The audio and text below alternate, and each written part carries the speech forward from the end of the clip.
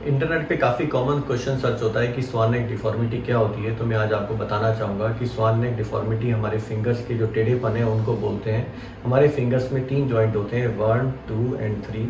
तो जो ये जॉइंट होता है, इस जॉइंट में जब पीछे चली जाती है उंगली तो इसको हम इसकी स्वान नेक बोलते हैं, और जैसे ही ये आगे मुड़ जाती है तो इसकी चोंच को हम डिफ़ॉर्मिटी बोलते हैं। तो जिसकी फिंगर इस जॉइंट से पीछे चली जाती है और इस जॉइंट से आगे चली जाती है, उसको हम स्वान नेक डिफ़ॉर्मिटी बोलते हैं। ऐसा क्यों बोलते हैं कि जैसे आपने स्वान नेक जो है हंस को देखते हैं, तो जो उसकी गर्दन जब स्टार्ट होती है तो पीछे गई होती है वो, जैसे यहाँ से गर्दन पीछे गई होती है, जो उसकी आगे चोंच वाला पार्ट होता है वो आगे मुड़ा होता है। इसलिए हम इस डिफ़ॉर्मिटी को, नेक वाली डिफ़ॉर्मिटी को, स्वान नेक डिफ़ॉर्मिटी कहते हैं। तो इसके क्या कारण हैं, ये कैसे प्रेज़ेंट होती है और क्यों होती है, इसके बहुत सारे कारण हैं। उन कारण से पहले हमें समझना होगा कि ये डिफ़ॉर्मिटी होती क्यों है। तो अगर आप इसमें देखेंगे, जैसे ये जॉइंट्स हैं, ये एक जॉइंट है, ये 2 जॉइंट है। अगर इस जॉइंट को ऊपर उठना होता है तो यहाँ पे एक स्ट्रक्चर होता है जो कॉन्ट्रैक्ट करता है, इसको ऊपर उठा देता है। ऐसे ही यहाँ पर एक स्ट्रक्चर जा रहा होता है जो इसको मोड़ देता है। ऐसे ही यहाँ पर एक स्ट्रक्चर होता है जो इसको ऊपर उठाता है। ऐसे ही यहाँ पर स्ट्रक्चर होता है जो इसको मोड़ता है।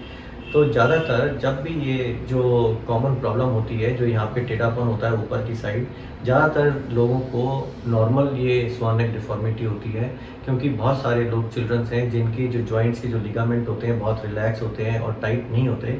तो जैसे मेरी फिंगर है, जब मैं स्ट्रेट करता हूँ तो यहीं तक स्ट्रेट होती है, लेकिन उन लोगों की फिंगर ज़रूरत से ज़्यादा पीछे स्ट्रेट हो जाती है।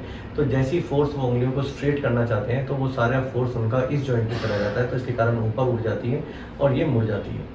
तो जो लोग जिनके लिए कोई चोट नहीं लगी और कभी भी उनको कोई ऐसी प्रॉब्लम नहीं है, ना ही दर्द है, तो उनके लिए, अगर उनके जॉइंट रिलैक्स हैं या ऐसे पीछे हो जाते हैं ज़्यादा, तो उनमें ये प्रॉब्लम नॉर्मल है।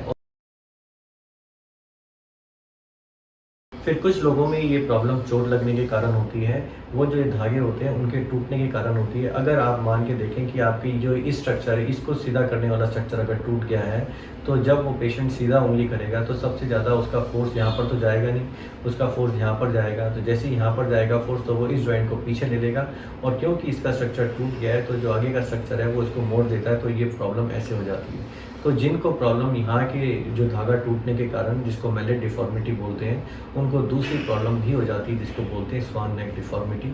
कुछ लोगों की प्रॉब्लम आगे के धागा टूटने के कारण होती है, जैसे यहाँ का इस जॉइंट का अगर धागा टूट गया है तो उससे क्या होगा, ये ऊपर का धागा इसको ऊपर खींच लेगा, तो इसको ऊपर उठा लेता है। वो जैसे ही ऊपर उठता है तो जो यहाँ का धागा इंटैक्ट है वो इसको फिर मोड़ देता है। तो या तो यहाँ का धागा टूट गया, तो या फिर यहाँ का आगे का धागा टूट गया। तो कुछ लोगों में रूमेटॉइड आर्थराइटिस या गठिया या यहाँ के जॉइंट का उनको प्रॉब्लम होता है, जिसके कारण जॉइंट घिसने लगता है और जॉइंट रिलैक्स हो जाता है, और उनको भी स्वान नेक डिफ़ॉर्मिटी होती है।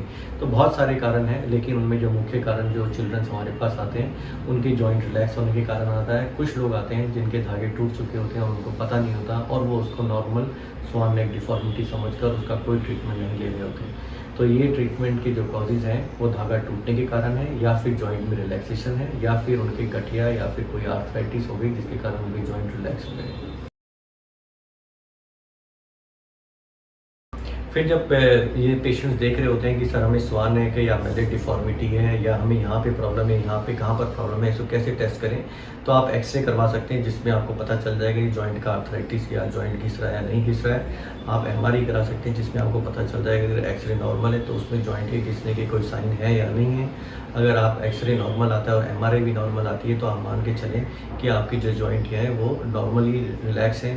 अगर आपको चोट लगी है और चोट लगने के कारण कहीं पे कट है, यहाँ पर कहीं पर एक्सरे में फ्रैक्चर दिख रहा है, अगर आपके इस जॉइंट में प्रॉब्लम दिख रही है तो हो सकता है वो मैलेट डिफ़ॉर्मिटी हो।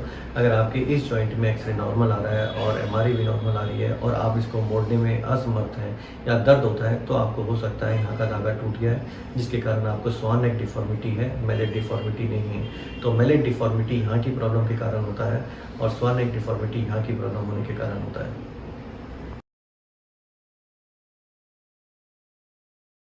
इसका ट्रीटमेंट जो हैंड सर्जन्स होते हैं वो बहुत ही अच्छी तरीके से कर पाते हैं। इसका ट्रीटमेंट ज़्यादातर जिन लोगों के जॉइंट्स रिलैक्स होते हैं उनको हम एक रिंग पहनाने के लिए देते हैं। उस रिंग से उनका काफ़ी अच्छा फंक्शन हो जाता है, उनकी उंगलियां मुड़ आराम से जाती हैं। नहीं तो ये उंगलियां थोड़ी अटक के मुड़ती हैं, ये ऐसी हो जाती हैं और अटक के मुड़ती हैं, लेकिन उनको जैसे ही हम एक रिंग पहना देते हैं तो उनका फंक्शन अच्छा हो जाता है और अपने सारे काम कर पाते हैं, फोर्सफुल वर्क वगैरह कभी भी उनको दिक्कत नहीं होती। लेकिन कई लोगों की ये प्रॉब्लम सिर्फ एक फिंगर में नहीं, बहुत सारी फिंगर्स में जाते हैं।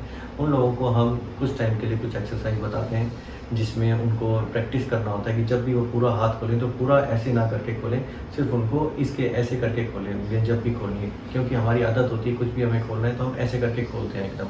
तो हम उनको कहते हैं जब भी खोलना है आपको ऐसे करके खोलें कि दोनों ये सारी फिंगर्स अंगूठे को टच कर रही हों, ऐसे ऐसे करके खोलें, ना कि ऐसे करके।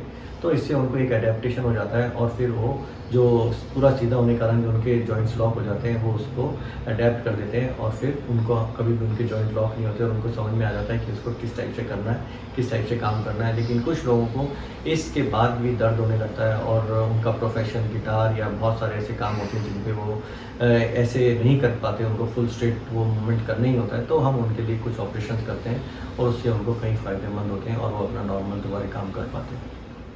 अगर आपको इस स्वान नेक से रिलेटेड जो जानकारी अच्छी लगी है और ऐसे रिलेटेड वीडियोज़ आप आगे देखना चाहते हैं तो आप डॉक्टर अमित मित्तल का यूट्यूब चैनल सब्सक्राइब करें। धन्यवाद।